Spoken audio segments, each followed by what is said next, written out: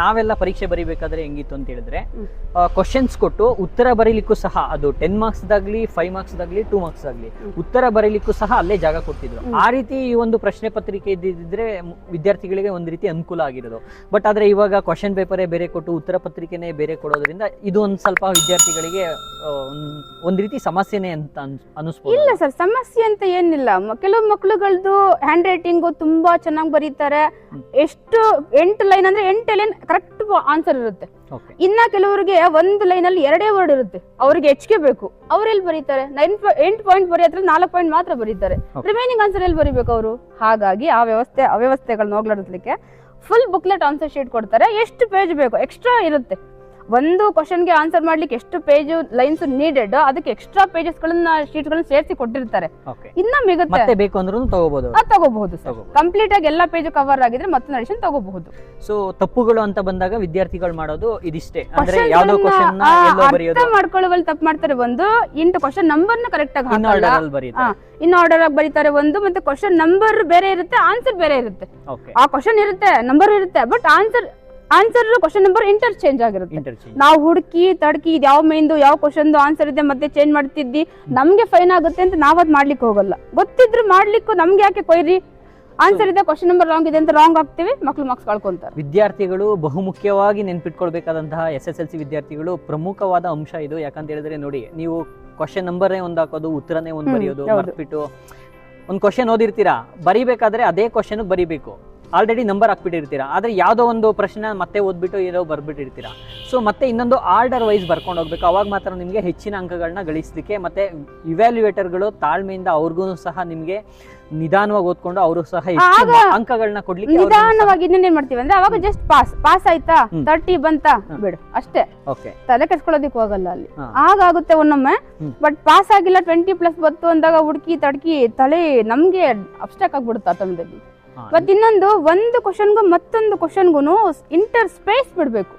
ಒಂದು ಈ question main question number ಅದು ಕಂಪ್ಲೀಟ್ ಆಯ್ತಾ, 2ರಿಂದ 3 ಲೈನ್ ಗ್ಯಾಪ್ ಕೊಡೋದು, ಅಂಡರ್ಲೈನ್ ಮಾಡೋದು, ಈಚ್ ಅಂಡ್ ಎವರಿ ಆನ್ಸರ್ ಆದ್ಮೇಲೆ ಅದು ತುಂಬಾ ಇಂಪಾರ್ಟೆಂಟ್. ವ್ಯಾಲ್ಯೂಯೇಟರ್ನ ಅಟ್ರಾಕ್ಟ್ ಮಾಡೋದೇ ಅದು. ಪ್ರೆಸೆಂಟೇಶನ್ ಹೇಗ್ ಮಾಡ್ತೀರಾ ಅದೇ ವ್ಯಾಲ್ಯೂಯೇಟರ್ನ ಅಟ್ರಾಕ್ಟ್ ಮಾಡ್ತಕ್ಕಂಥದ್ದು. Presentation is very important. ಸಮಾಜ ವಿಜ್ಞಾನ ಪ್ರಶ್ನೆ ಪತ್ರಿಕೆಯನ್ನ ಒಂದು ಪರೀಕ್ಷೆ ಬರೀಬೇಕಾದ್ರೆ ಆತಂಕವನ್ನ ಹೋಗ್ಲಾಡ್ಸ್ಲಿಕ್ಕೆ, ಅಂದ್ರೆ ಕೆಲವು ಮಕ್ಕಳುಗಳು ಭಯ ಪಡ್ತಾರೆ ತುಂಬಾ. ಸೊ ಅವ್ರಿಗೆ ಆತಂಕವನ್ನ ಹೋಗ್ಲಾಡ್ಸ್ಲಿಕ್ಕೆ ನೀವ್ ಯಾವ ರೀತಿ ಒಂದು ಟಿಪ್ಸ್ ಗಳನ್ನ ಕೊಟ್ಟಿದ್ದೀರಾ ಅಂತ ಹೇಳಿ, ಅವ್ರು ತಿಳ್ಕೊಂಡ್ರೆ ಯಾವ ಒಂದು ಸುಲಭ ವಿಧಾನಗಳನ್ನ ತಿಳ್ಕೊಂಡ್ರೆ ಅವ್ರಿಗೆ ಒಳ್ಳೇದು, ಹೆಚ್ಚು ಅಂಕಗಳನ್ನ ಗಳಿಸ್ಲಿಕ್ಕೆ? ಸರ್, ಡೇ 1 ಇಂದ ಏನ್ ಹೇಳ್ತೇವೆ ಅದನ್ನ ಅವರು ಒಂದು ರಫ್ ಕಾಪಿ ಒಂದು ನೋಟ್ಬುಕ್ ಅಲ್ಲಿ ಪಾಯಿಂಟ್ ಔಟ್ ಮಾಡ್ಕೊಳ್ತಾ ಹೋಗ್ಬೇಕು.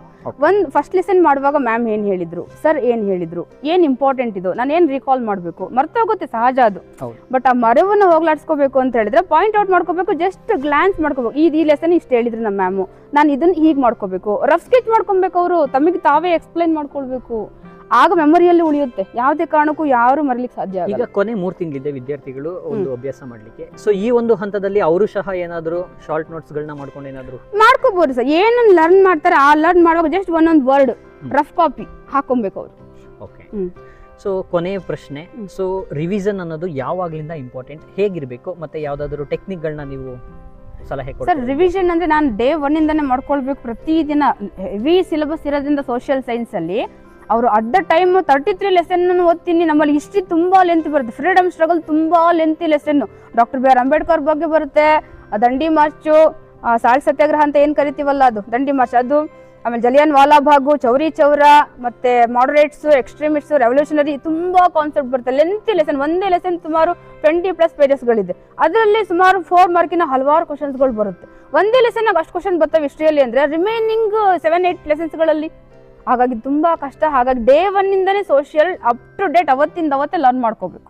ಅವತ್ತಿಂದ ಅವತ್ತೇ ಜಸ್ಟ್ ಗ್ಲಾನ್ಸ್ ಇಟ್ಕೊಳ್ಬೇಕು.